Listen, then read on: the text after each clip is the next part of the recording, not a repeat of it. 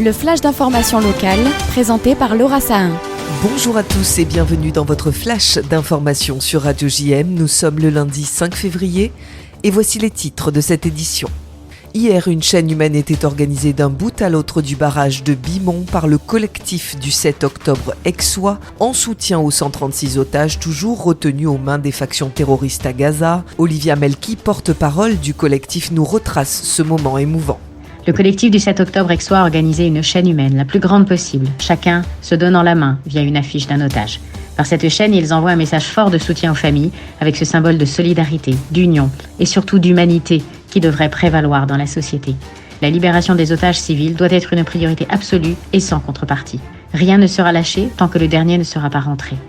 Fabienne Bendayan, présidente du CRIF Marseille, a pris la parole indiquant « donner sa voix à ceux qui sont condamnés au silence, parce que la liberté est un droit inaliénable ». La députée Anne-Laure Pétel a ensuite rappelé combien nombre d'associations dites humanitaires avaient failli à leur tâche, notamment l'UNICEF et Médecins sans frontières. 130 personnes étaient présentes pour cette chaîne humaine qui s'est tenue en aval du lac de Bimont.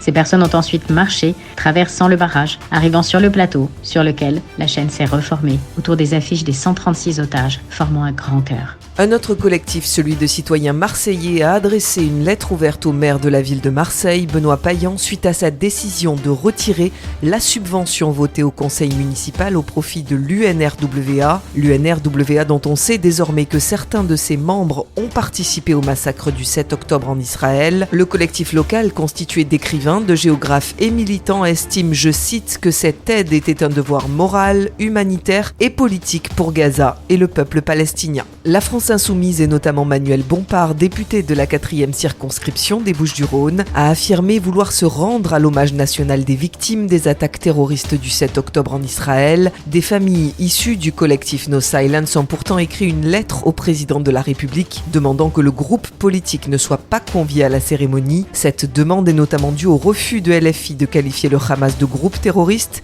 préférant parler de crimes de guerre.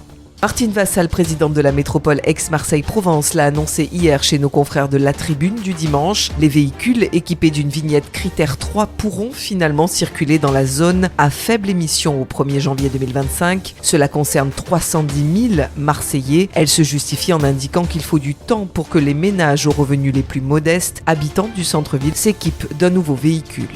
Le garde des Sceaux Éric Dupond-Moretti est aujourd'hui à Aix-en-Provence pour promouvoir, je cite, la justice amiable, prônant une justice plus simple et plus protectrice. Les avocats qui pousseraient leurs clients à introduire des procédures à l'amiable verront leur aide juridictionnelle revalorisée. Le but donc, faciliter les procédures et arriver à des jugements à l'amiable, repoussant ainsi les reports et les appels trop longs et trop coûteux.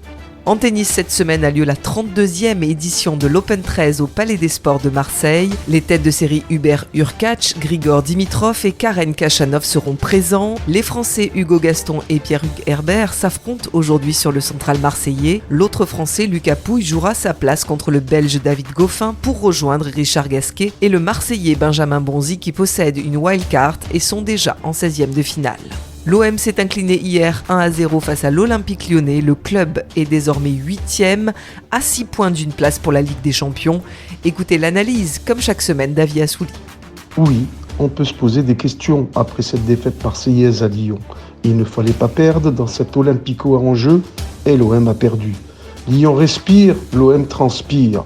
Oui, à Marseille, on peut trouver des excuses. Certes, Lyon s'est renforcé avec des plus gros transferts en Europe. Et à l'OM, des absences importantes, Rongier, Verretou, Kondogbia et Mbemba encore en jeu en Coupe d'Afrique. Mais il faut reconnaître la solidité, la solidarité et des Lyonnais disciplinés face à un OM qui a manqué de tout.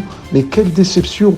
Et donc, comme souvent pour Lyon, c'est son buteur et capitaine qui marque le seul but de la soirée et qui met son équipe à l'abri d'une place synonyme de descente. Quant à l'OM, inutile d'en parler davantage. Il n'y a pas suffisamment de talent pour faire mieux. Pas de jeu et inoffensif en attaque. Forcément, l'OM recule au classement et s'éloigne dans sa course à l'Europe. Elsa Charbit vous donne rendez-vous à 13h avec Sylvain Soulvestre, maire du 11e et 12e arrondissement de Marseille, qui viendra évoquer son inquiétude notamment concernant l'avenir du château de la Busine, géré depuis quelques mois par la mairie de Marseille. Rendez-vous à 13h sur le 90.5.